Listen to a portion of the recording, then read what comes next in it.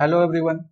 आज के वीडियो में हम लोग कंसेप्ट ऑफ मल्टीप्लायर या गुणक की अवधारणा की बात करेंगे। इसका पूरा नाम इन्वेस्टमेंट मल्टीप्लायर या निवेश गुणक होता है। यह हमें बताता है कि जब अर्थव्यवस्था में कोई नया निवेश किया जाता है तो उससे आय में वृद्धि होती है, और यह जो आय में वृद्धि होती है वह निवेश में की गई वृद्धि से ज्यादा होती है। कितना ज्यादा होती है, यह निवेश गुणक के मान पर निर्भर करता है कि निवेश गुणक का वैल्यू कितना है। तो थोड़ा सा देखा जाए, अगर इकोनॉमी में डेल्टा आई इन्वेस्टमेंट में वृद्धि हो रही है, यानी अर्थव्यवस्था में डेल्टा आई निवेश में वृद्धि हो रही है, इससे क्या होगा, इससे डेल्टा वाई यानी आय में वृद्धि होगी। साथ ही साथ आय में जो वृद्धि है वह निवेश में वृद्धि की अपेक्षा अधिक है। कितना अधिक है, यह निवेश के मूल्य पर गुणक के मूल्य पर निर्भर करती है। तो गुणक का जो विचार था इसका प्रतिपादन कीन्स ने किया था, और इसको बनाने के लिए कीन्स ने आर.एफ. काहन के रोजगार गुणक का सहारा लिया था। तो गुणक का फार्मूला जो होता है वो होता है K = delta Y upon delta I, अर्थात आय में परिवर्तन और निवेश में परिवर्तन का अनुपात हमारा क्या है, गुणक कहलाता है। ठीक है, ये आपका क्या हो गया, आय में परिवर्तन, और ये हो गया आपका निवेश में परिवर्तन।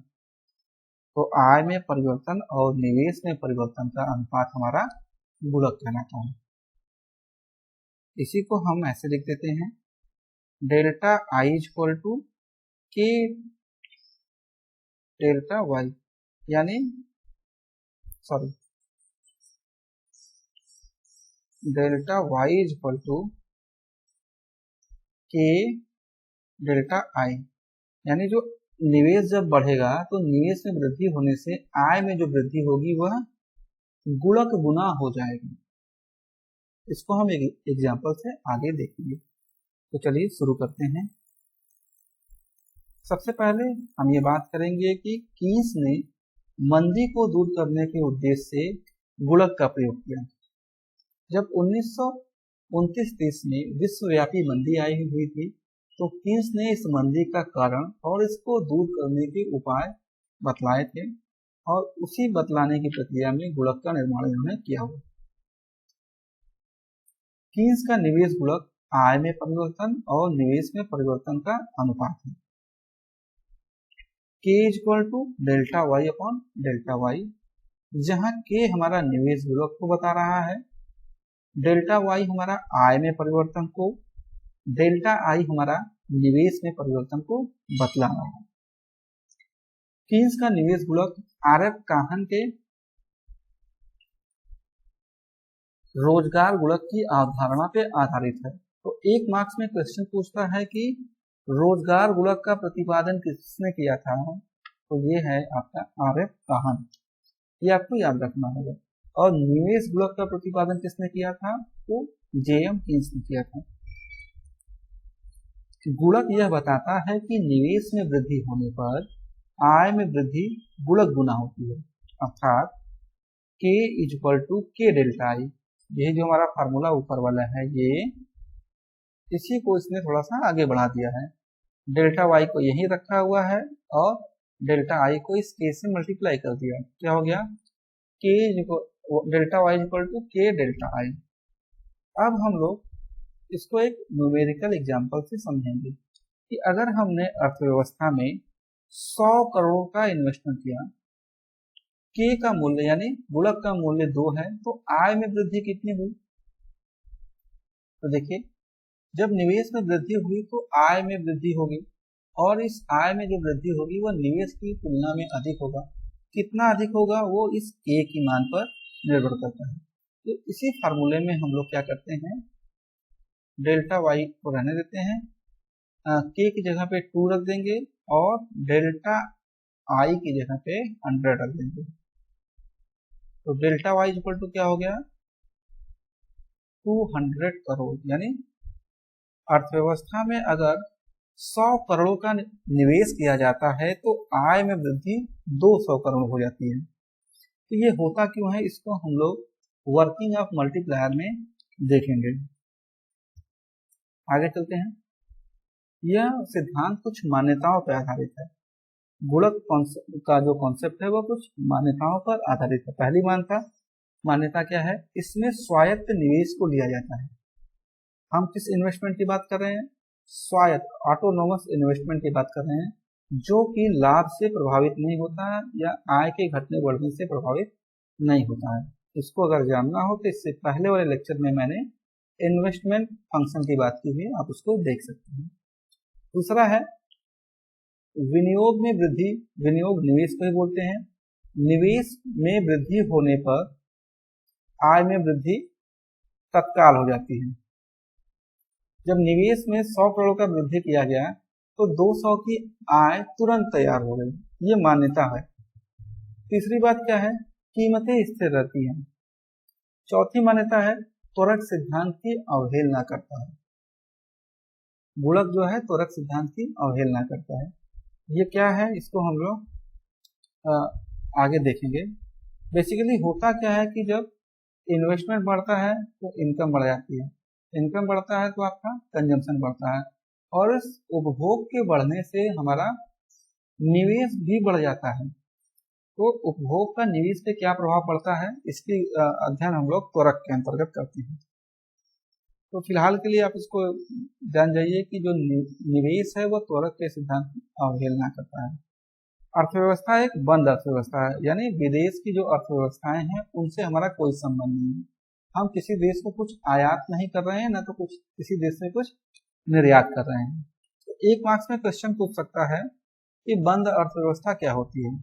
तो बंद अर्थव्यवस्था वह होती है जिसका विश्व के अन्य देशों के साथ कोई एक्सपोर्ट इंपोर्ट नहीं होता, अर्थात कोई आर्थिक संबंध नहीं होता है। तो ये मान्यताएं जान लेने के बाद हम लोग अब बात करेंगे कि इसके फार्मूले को डिराइव करने का प्रयास करेंगे। तो ये फार्मूला आपका खुद से मतलब स्किप भी कर सकते हैं आप इसको, नहीं तो लास्ट वाला पार्ट आप देख लीजिएगा। तो देखिए, जब साम्यावस्था होती है अर्थव्यवस्था में तो उस समय हमारा एग्रीगेट सप्लाई और एग्रीगेट डिमांड बराबर होता है, समग्र पूर्ति और समग्र मांग बराबर होती है। तो इसे अच्छी तरह से जानने के लिए आपको इससे पीछे वाला लेक्चर देखना होगा, फिर आप ये बात आसानी से समझ जाएंगे। तो एग्रीगेट सप्लाई जो होती है वो क्या होती है, C प्लस यस हो जाती है। ये जो एग्रीगेट सप्लाई है हमारी क्या है, C प्लस यस हो गई, और एग्रीगेट डिमांड यानी अर्थव्यवस्था के सभी सेक्टर द्वारा की गई डिमांड C प्लस आई। ये बाद में हमारा क्या हो जाता है, C प्लस एस वाई के बराबर होता है, और ये आपका हो गया C प्लस आई।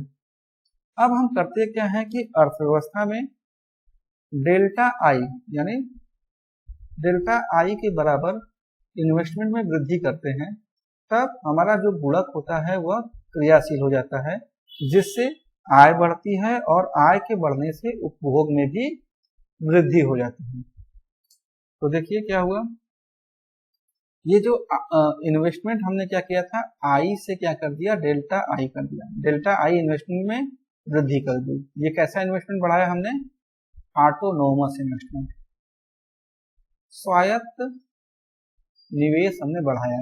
इस स्वायत्त निवेश के बढ़ाने से आय बढ़ गई, आय हमारी बढ़ के क्या हो गई, वाई से वाई प्लस डेल्टा वाई, और उपभोग भी हमारा बढ़ के क्या हो गया, सी से सी प्लस डेल्टा सी, और निवेश हमारा क्या हो गया, आई से आई प्लस डेल्टा आई। ठीक है, अब फिर क्या होगा, हमने इस C और I को एक साथ लिख दिया और इस डेल्टा वाले को एक साथ रख दिया। तो ये जो C प्लस I है ये हमारा क्या होता है, Y होता है। तो ये वाला क्या हो गया, हमारा Y हो गया, और ये Y से Y हमारा क्या हो जाएगा, कैंसिल हो जाएगा। ठीक है, ये क्या हो गया, हमारा Y हो गया। ठीक है, और इस बार ये जो Y है इस Y से Y कैंसिल हो गया। हमारे पास बचा क्या, delta Y equal to C plus delta I. अब ये जो C है आपको एक फार्मूला पता होगा एमपीसी। एमपीसी बराबर क्या होता है, delta C by delta Y, यानी उपभोग में परिवर्तन और आय में परिवर्तन, यानी आय बढ़ने पर उसका कितना हिस्सा हम उपभोग पर खर्च कर रहे हैं, जिसको हम बी से दिखाते हैं। तो बी बराबर क्या होगा, delta C by delta Y. अब इस डेल्टा सी इक्वल टू क्या हो जाएगा, बी डेल्टा वाई। तो इस डेल्टा सी की जगह पे हम क्या रख देंगे, बी डेल्टा वाई। तो यहाँ देखिए सी इक्वल टू, जैसा कि हमें पता है एमपीसी बराबर delta C by delta Y, B equal to delta C upon delta Y, और डेल्टा सी बराबर क्या हो गया, बी इंटू डेल्टा वाई। अब इसी डेल्टा सी की जगह पे हम लोग क्या रखेंगे, बी डेल्टा वाई रखेंगे। तो देखिए हमारे पास क्या था, डेल्टा वाई बराबर आय में परिवर्तन दो भागों में बढ़ जाता है, उपभोग में परिवर्तन और निवेश में परिवर्तन। अब इस जो उपभोग में परिवर्तन है उसको हमने क्या लिख दिया, बी डेल्टा वाई। अब इस डेल्टा वाई को हम एक साइड लेके जाएंगे, यानी बाएं पक्ष में ले जाएंगे तो इधर प्लस था, इस साइड माइनस हो जाएगा और यहाँ पे आपका डेल्टा आई हो जाएगा। अब हम इन दोनों में से डेल्टा आई को कॉमन ले लेंगे। डेल्टा वाई को जब हमने कॉमन लिया तो क्या बचा, 1 माइनस बी बचा और इधर डेल्टा आई बचा। अब देखिए इस मैंने 1 माइनस बी को उस साइड भेज दिया है ना, इधर मल्टीप्लाई था, इधर गया तो डिवाइड हो गया। और ये जो इतना एरिया आप देख रहे हैं 1 बाई 1 माइनस बी, इसको भी हम लोग क्या बोलते हैं, के बोलते हैं। के मतलब इन्वेस्टमेंट मल्टीप्लायर बोलते हैं। तो इसकी जगह पे हमने क्या रख दिया, के रख दिया। अब आप के बराबर क्या, के के लिए सॉल्व कर लीजिए, तो delta Y upon delta I आ गया। तो हमारे पास कितने फार्मूले हो गए, एक निवेश गुणक का फार्मूला,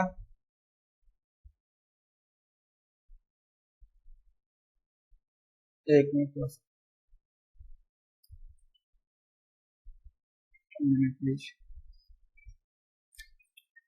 तो ये आपका हो गया एक फार्मूला। दूसरा फार्मूला हो गया ये हमारा। तो अगर आप मैथमेटिकल नहीं करना चाहते हैं, केवल फार्मूला याद करें तो भी कोई दिक्कत नहीं है। एक ये फार्मूला, दूसरा ये, और तीसरा क्या होता है आपका, K equal to 1 by 1 minus, sorry K equal to 1 by S. S क्या है हमारा, ये बी हमारा एमपीसी बता रहा है और यस हमारा क्या बता रहा है, एमपीएस को। तो आपने पढ़ा हुआ था MPC plus MPS is equal to 1।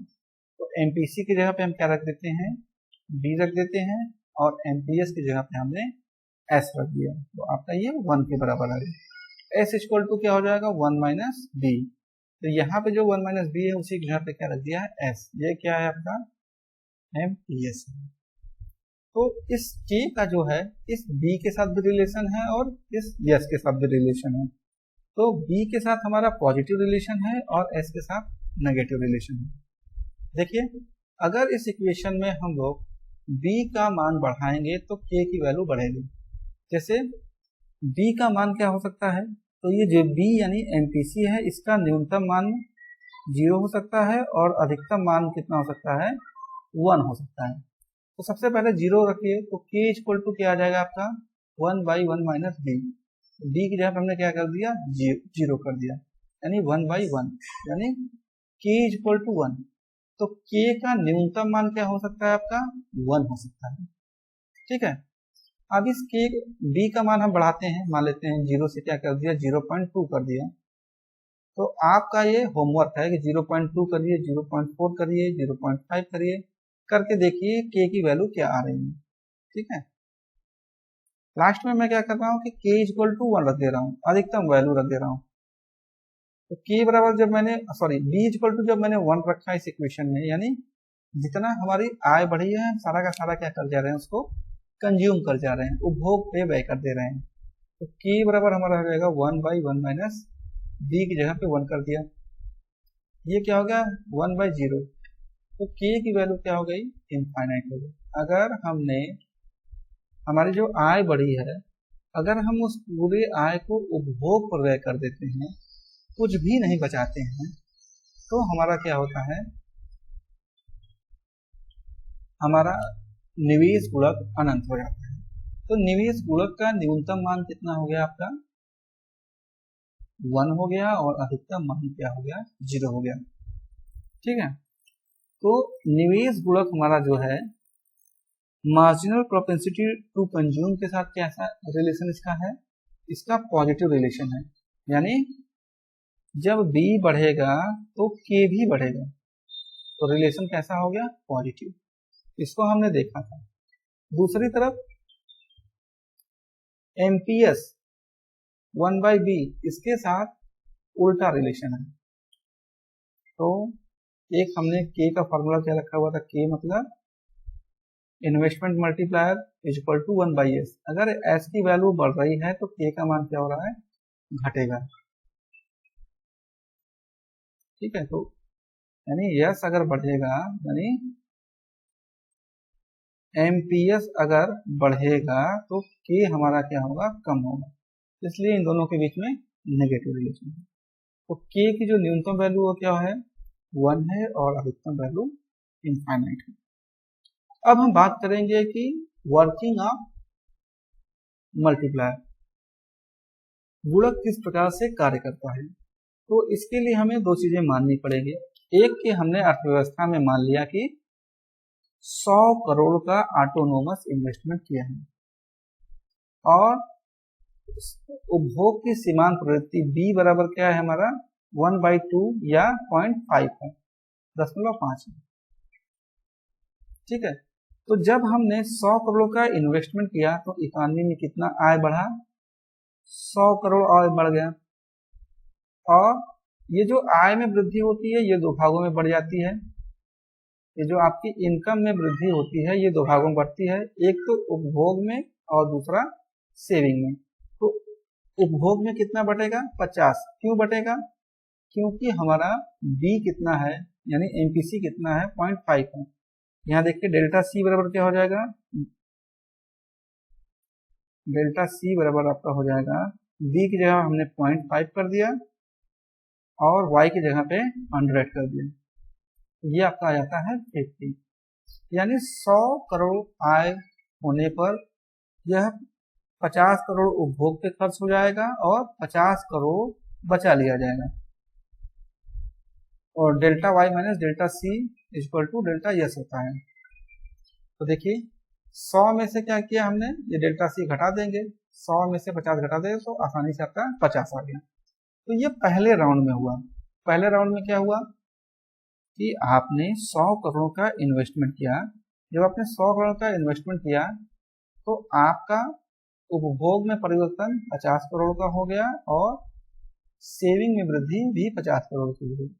तो जब 50 करोड़ की आपने उपभोग पर व्यय कर दिया तो उपभोग वस्तुओं की मांग बढ़ जाती है।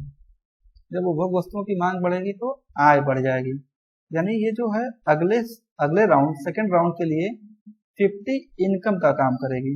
ठीक है, तो 50 करोड़ इनकम का काम करेगी।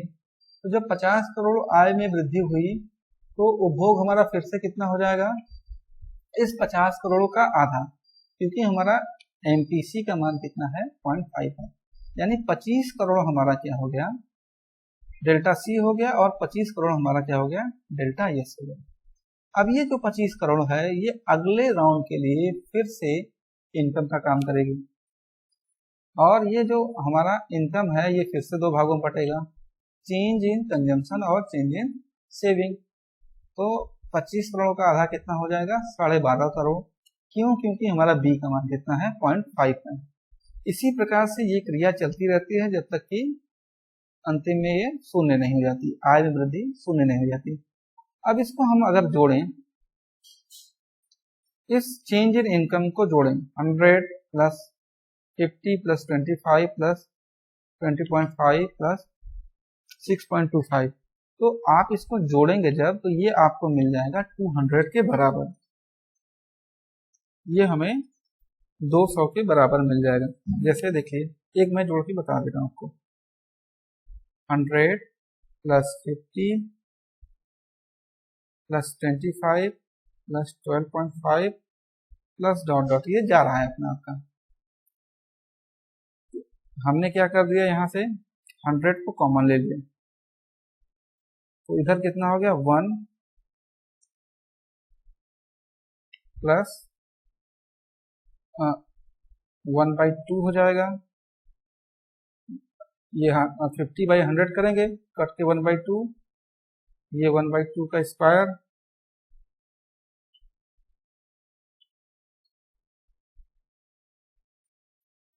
ये आपका 1/2 का क्यूब, इसी प्रकार से मिलता जाएगा आप। तो ये क्या हो जाएगा आपका बाद में 100 प्लस, और फार्मूला लगा देंगे प्लस करने वाला, 1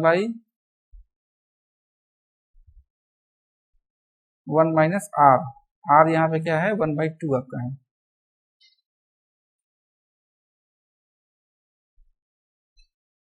ये क्या हो जाएगा आपका 100, हाफ में से हाफ गया तो हाफ आ जाएगा, और ये हो जाएगा बाद में 100 इंटू 2 यानी 200। आप इसी प्रकार से बाकी को भी जोड़ देंगे तो ये 100 आ जाएगा, और इसको भी जोड़ेंगे तो 100 हो जाएगा। यानी अगर इकोनॉमी में 100 करोड़ों का इन्वेस्टमेंट किया गया तो आय में वृद्धि 200 करोड़ की हो गई। ठीक है, यही हमारा फार्मूला था। K equal to sorry delta Y बराबर क्या था, के डेल्टा आई, के की जगह हमने क्या रख दिया 2 रख दिया, और डेल्टा आई की जगह पे 100, ये हमारा क्या हो गया 200 करोड़ आय में वृद्धि होगी। जबकि हमने इन्वेस्टमेंट में वृद्धि कितना किया था, केवल 100 करोड़ का किया।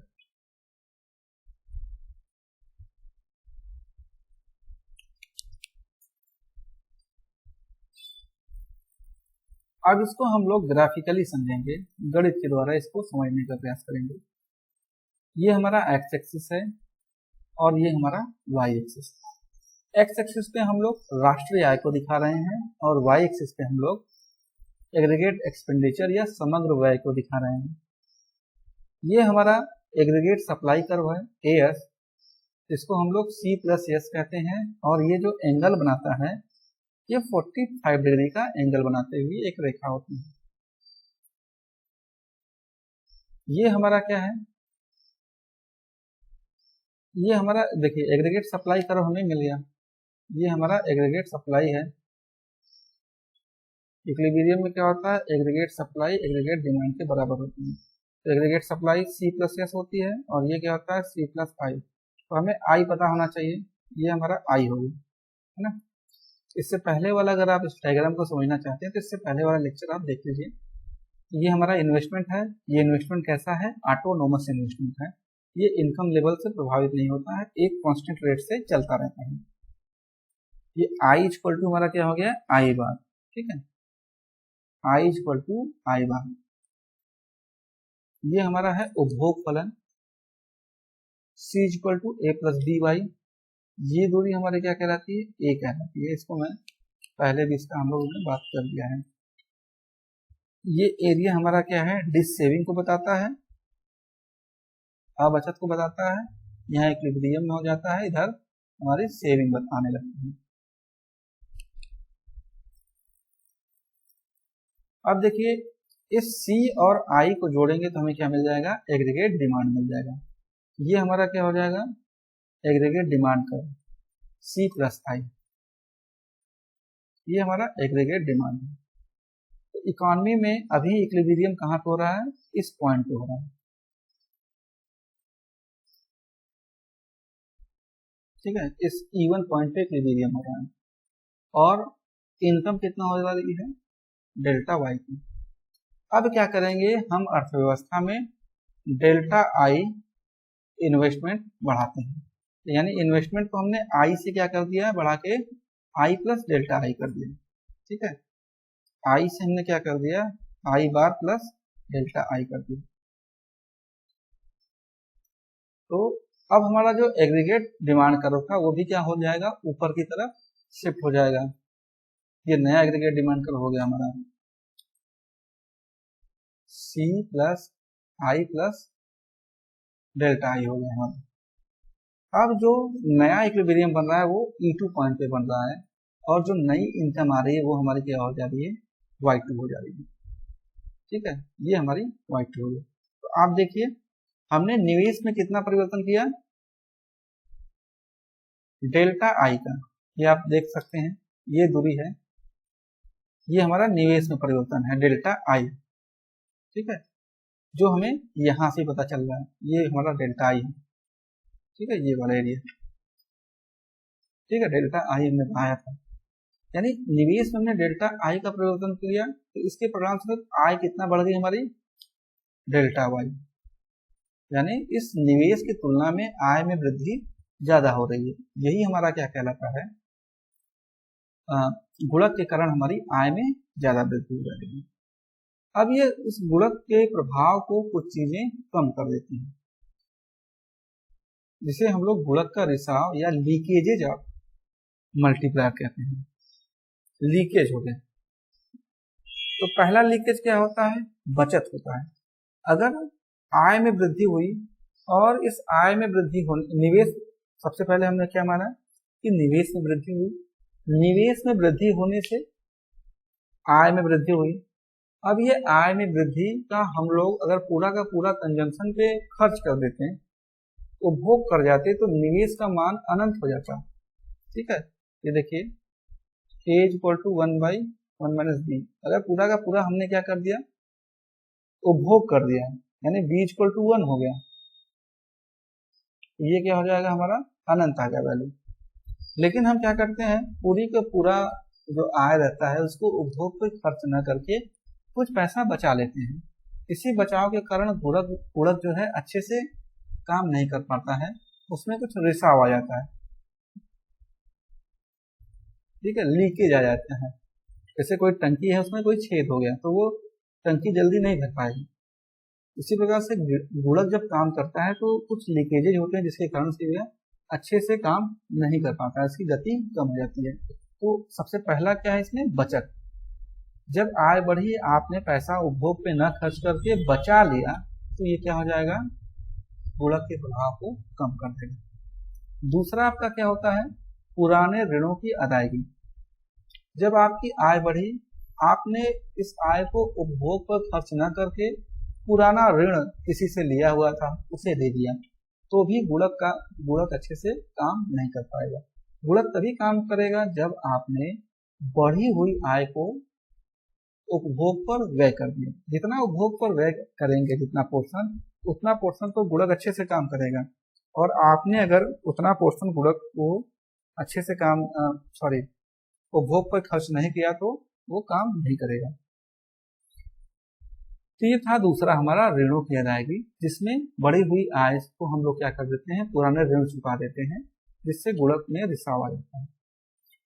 तीसरा है निष्क्रिय नकदी का संग्रह। हमारी आय बढ़ी और हमने क्या किया, पैसा अपने पास इकट्ठा रख लिया, अपने तिजोरी में बंद करके रख लिया, तो इससे भी क्या हो जाएगा, जो पैसा आपने तिजोरी में रख लिया वो उपभोग पे खर्च नहीं हो पाएगा और गुणक अच्छे से काम नहीं करेगा। चौथा है पुराने प्रतिभूतियों एवं स्टॉक का क्रय। आय तो बढ़ा, लेकिन हमने क्या कर दिया, पुराने स्टॉक खरीद लिए, नया स्टॉक में कुछ नहीं परचेज किया, कुछ कंजम्पशन पे नहीं किया, तो इससे भी क्या होगा, हमारा गुणक ठीक से काम नहीं करेगा। आयात में वृद्धि हो गई, आय बढ़ी तो हम अपने देश की चीजें नहीं खरीद रहे हैं, हम विदेश की चीजें खरीद रहे हैं, तो इसका गुणक पे हमारे प्रभाव नहीं पड़ पाएगा। लेकिन अगर हमारा आयात ज्यादा बढ़ गया और इस आयात बढ़ने के कारण हमारा निर्यात भी बढ़ गया, एक्सपोर्ट भी बढ़ गया, तब हमारा गुणक काम करेगा। लेकिन केवल इंपोर्ट बढ़ रहा है तब ये गुणक काम अच्छे से नहीं करेगा, ये एक लीकेज के रूप में होगा। अगर आय बढ़ी और इस आय में वृद्धि का परिणाम ये हुआ कि पूरा का पूरा पैसा कहाँ जा रहा है, कीमतों में जो वृद्धि हो गई उसी पे चला गया, तो इससे क्या होगा, उपभोग हमारा बढ़ नहीं पाएगा। जितनी वस्तुएं पहले खरीदते थे उतनी वस्तुएं अभी खरीद रहे हैं, क्योंकि कीमतें बढ़ गई हैं। इससे गुणक हमारा ठीक प्रकार से काम नहीं कर पाएगा। अब हम बात करते हैं गुणक की आलोचना की। इसकी आलोचनाएं, ये जो रिसाव है और आलोचना है, इसको आपको बुक से पढ़ना ही पड़ेगा। आप बुक से पढ़ेंगे तो आपको चीजें ज्यादा समझ में आएंगी, ठीक है। तो पहला है सीमांत उपभोग प्रवृत्ति स्थिर नहीं रहती है। जैसे हम जब वर्किंग ऑफ मल्टीप्लायर की बात कर रहे थे इधर, चलिए बहुत समय लग जाएगा, तो उसमें क्या कर रहे थे हम लोग, ये मान लिए थे कि b इज इक्वल टू 0.5 मान लिया था या हाफ मान लिया था, यानी गुणक का मान क्या है, सॉरी ये उपभोग प्रवृत्ति क्या है, स्थिर है। तो उपभोग प्रवृत्ति हमेशा स्थिर नहीं रहती, ये बदलती रहती है, ठीक है। तो पहली आलोचना तो यही होगी कि सीमांत उपभोग प्रवृत्ति स्थिर नहीं रहती है। दूसरी बात, विनियोग एवं आय में निश्चित संबंध नहीं होता है। यह सिद्धांत कहता है कि अगर विनियोग में वृद्धि होता है तो विनियोग का मतलब निवेश, ठीक है। एक होता है विनियोग, एक हिंदी में शब्द होता है विनिवेश। विनिवेश मतलब कोई चीज हम बेच रहे हैं, यहाँ पे क्या है, निवेश को ही विनियोग कह दिया हमने। तो आपको इंग्लिश शब्द बहुत जरूरी है जानना। इन्वेस्टमेंट मतलब होता है, ठीक है, और डिसइन्वेस्टमेंट का मतलब होता है कोई चीज बेच देना अपना, ठीक है। तो जब विनियोग में वृद्धि होती है या निवेश में वृद्धि होती है तो आय में एक निश्चित अनुपात में वृद्धि होती है, ठीक है। तो ये इतना मैकेनिकल रिलेशनशिप दोनों के बीच में नहीं होता है। ये आय में वृद्धि कम भी हो सकती है, ज्यादा भी हो सकती है, और बढ़ भी नहीं सकती, स्थिर भी रह सकती है, ऐसा हो सकता है। लेकिन ये कह देना कि निश्चित संबंध पाया जाना है, ये ठीक नहीं है। दूसरा, यह सिद्धांत उपभोग पर अत्यधिक बल देता है कि आपकी जितनी आय बढ़ी हो, आप पूरा का पूरा उपभोग कर रहे हैं, तो इससे इकोनॉमी में क्या हो जाएगा, अगले राउंड के लिए फिर से ये इनकम हो जाएगा और ये गुणक को बहुत क्रियाशील कर देगा उपभोग हमारा। लेकिन उपभोग बहुत अधिक करना अच्छी बात नहीं है, बचत करना भी बहुत जरूरी है। और कुछ चीजें हानिकारक होती हैं, अगर उसके उपभोग में हम लोग वृद्धि करेंगे तो ये लाभदायक कहीं से भी नहीं होगा। तो ये सिद्धांत अत्यधिक रूप से उपभोग पर बहुत ज्यादा बल देता है, त्वरक प्रभाव की अवहेलना करता है। तो जैसे हमने इन्वेस्टमेंट बढ़ाया, आय बढ़ी, उपभोग बढ़ा, ठीक है। क्या हुआ, देखिए, इन्वेस्टमेंट बढ़ाया, जब इन्वेस्टमेंट बढ़ाया तो आय बढ़ गई, आय बढ़ने से उपभोग बढ़ गया। इस उपभोग के बढ़ने से क्या हो जाएगा, हम उपभोग वस्तुओं की मांग में वृद्धि कर दे रहे हैं। जब उपभोग वस्तुओं की मांग में वृद्धि करेंगे तो इनको बनाने वाली जो निवेश वस्तुएं हैं उनकी मांग में भी वृद्धि हो जाएगी, यानी इस डेल्टा सी के कारण क्या हो जाएगा, डेल्टा आई में भी इंक्रीज हो जाएगा। तो यहां से जो है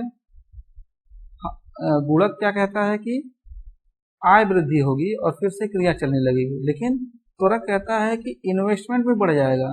तो जब इन्वेस्टमेंट बढ़ेगा तो एक गुणक और त्वरक दो चीजें बढ़ गई, ठीक है। अब इस इन्वेस्टमेंट बढ़ने के कारण फिर से आय बढ़ेगा, फिर से उपभोग बढ़ेगा। तो यहाँ पे इस उपभोग, सिंपल सा मतलब है कि इस उपभोग का प्रभाव इन्वेस्टमेंट पर भी पड़ेगा, इन्वेस्टमेंट को भी ये बढ़ा देगा, ठीक है। और जिसे हम लोग त्वरक प्रभाव कहते हैं, यानी त्वरक प्रभाव में क्या होगा, उपभोग बढ़ने से इन्वेस्टमेंट पे प्रभाव पड़ जाएगा, ठीक है। और इस प्रभाव की बात गुणक करता नहीं है।